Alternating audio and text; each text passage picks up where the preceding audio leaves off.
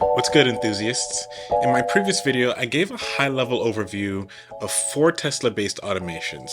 So for one of the automations, I already talked about in one of my previous videos, but since I'm already doing a series and I want it to be easy for you guys to find, I decided to reshoot it and go a little bit more in depth. So if this seems familiar to you, feel free to bail. I understand. I'm not trying to waste your time. Let's begin.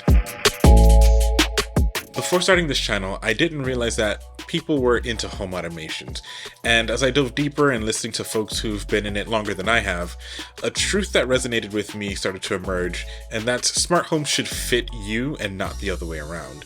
I shouldn't have to do some kind of secret society special move to activate any of my automation. And additionally, I have my own personal philosophy as to what it means to have a smart home.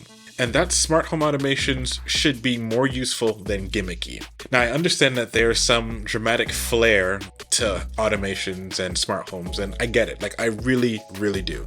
But what I've noticed is that if the utility isn't high, then all of that work that you do is basically for nothing. Now, with all of that said, you'll notice 2 things about my automations moving forward. The first thing is that as much as I am technically able, triggering automations should be so seamless that it should feel like booby traps. Like, you should just be able to stumble into the automation with how seamless that they should be. The second thing is that the automations that I bring up revolve around solving inconveniences and kind of make up for my shortcomings, meaning that innately they have a high utility for me. The Charge My Car automation was born out of the annoyance of constantly forgetting to charge the car and having to rush to the nearest supercharger. First, I don't want to spend any more money than I have to, and second, I'm the type that constantly run late, so having this automation clears up like 2 things for me automatically. Now, I've had this automation for about a month, and so far it has worked flawlessly for me, and I've never ran into an issue since. Alright, so the first thing I should probably point out is that you're going to need the Tesla custom integration. If you check the link in my description, you're going to see that there's a link here for this Tesla custom integration. It has instructions as to how to install it. You're going to need hacks, and you're also going to have to go to the integration and kind of download it as well. This was fairly easy as far as I can remember. It's been a while since I've set this part up, but I don't remember running into issues, so you should be fine. The only thing that may be weird for you guys is this portion right here, where you're going to need like an auth token in order for the APIs to work. Still, it was fairly simple. As long as you know your username and password for your profile for Tesla, you should be fine. So you're also going to need like the Tesla Wall Connector app or the Powerwall, whichever one that you have. If you have this installed at your house, then technically you would have already seen this when you installed Home Assistant, but I just wanted to call it out. All right, so starting from the top, here we have a zone node, and this is how this flow gets triggered. So this entity is from the Tesla custom integration. And we're basically looking at the car and seeing when it enters the home zone. Something I should call out is that we could track our phones or some other metric. And maybe there are some other things that you could track that may be better. But I find that tracking the car is a little bit more stable in the sense that I may not drive the car every day. I may take other modes of transportation to and from the house. And in those situations, this doesn't make sense to trigger this particular flow because the car didn't go anywhere. So once the zone node triggers, the next thing that it's going to do is going to basically wait 5 minutes, or it's going to see if the car is in park, whichever one comes first. And I should also mention, in parallel, I have this inject node, and essentially it will go off every day, like every Monday, Tuesday, it'll go off every Monday, Wednesday, Friday, Saturday, and Sunday at 10 p.m. These are in the instances when I don't leave the house. So there may be stretches of time where I just don't leave the house. And if, let's say, the battery reaches that threshold, this will allow the automation to kick off and just check to see if, the car is in a proper state or the battery's at the proper level. So regardless of whether this inject node fires or the criteria for this wait until node has been satisfied, the next thing that we're going to do is we're just going to get the current battery level. And the battery level, we're using, again, the Tesla custom integration to just query the car to find out what's its current energy level. But that energy level comes in as a string, so we need to convert it to a number because we need to do some comparisons with it. So this is where we're converting that payload into a number. But if you also notice here that we're saving it to this car battery variable in the flow environment variable. And we're saving that number there too, because I want to preserve this number because I'm going to be using it later. So like I mentioned from before, we want to check to see if it's below or above the threshold, which is why we converted it to a number. So again, we're looking at that payload, which currently has the number of, or the battery level as an integer. And we're basically checking to see if it's below or equal to my particular threshold, which I have at 45. Your threshold may be higher, it may be lower. This is completely your preference. Should it be at or below my threshold, the next thing it's going to do is it's going to check to see if the car is actually charging. And instead of looking at the car using the Tesla custom integration, we're using the Tesla wall charger. And we're basically checking from there. We're asking the wall charger if it's connected to the car or not.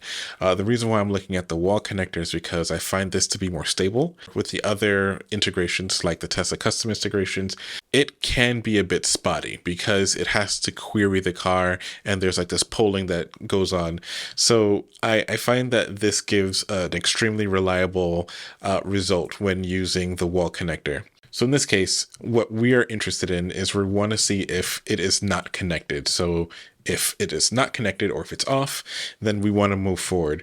I should also call out that we're saving this car battery from that global flow variable or semi-global flow context into car battery in the message.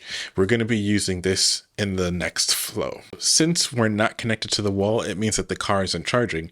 Since the car is not charging and we know that it's below our threshold, we're going to send a notification to my phone. So to inspect this really quick, we can see that the notification has a title and we have this message here. As I mentioned from before, this is the car battery that's in that message variable. With JSONata, you're able to basically pass variables and kind of construct variables within this JSON object, which is pretty neat. So at this point, I would have gotten a notification to my phone, and one of two things can happen. Either one, I see it and I respond to it so I can go plug in the car, or the other option is that I don't see it, or I did see it, but I never plugged in the car. In both scenarios, this wait until node is running. And what it's simply doing is it's looking at the wall connector and checking to see if it was plugged in. And it will do this check for 5 minutes. So for 5 minutes, it'll wait to see if I plug in the car. This should be enough time based off of my habits to know whether or not I've plugged in the car. So if I did plug in the car, then this whole entire flow stops. However, if I did not plug in the car, the next flow kind of kicks in. And I should also call out that we are storing this state again to this variable here.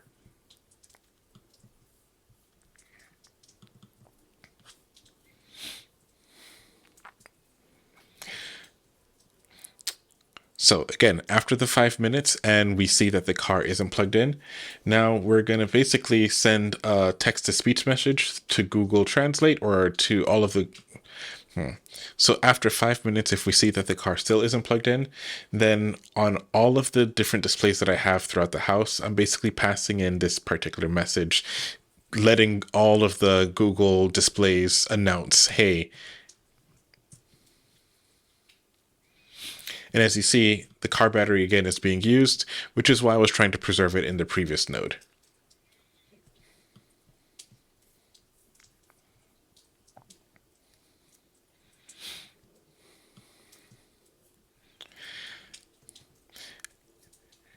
And I don't see this often, but this is what I do when I want something to kind of continue on for when I want something to continuously go around.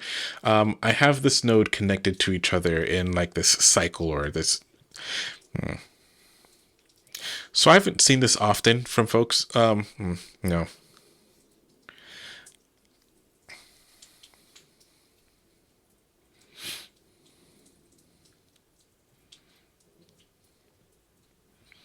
So as I mentioned from before, if we don't plug in the car after 5 minutes, then what will happen next is it's going to make an announcement to the house. And then if once it makes an announcement to the house, we follow this loop again where we basically wait to see, hey, is it plugged in? And we wait for 5 minutes, check to see if it's plugged in. If it's not, we make the announcement again, and then we follow it again. And okay, this came out so bad. So after we make a notification, I'll send a notification to the phone. I can either plug in the car or not plug in the car. But in both situations, this node is waiting to see if I plug in the car. Let's do that one more time. So after the notification is sent to my phone, the next node is waiting to see if I actually plug in the car. So it'll wait for 5 minutes and it's going to check the wall connector to see if, hey, it's connected. If it is connected, nothing happens. We end this loop and we all go home happy.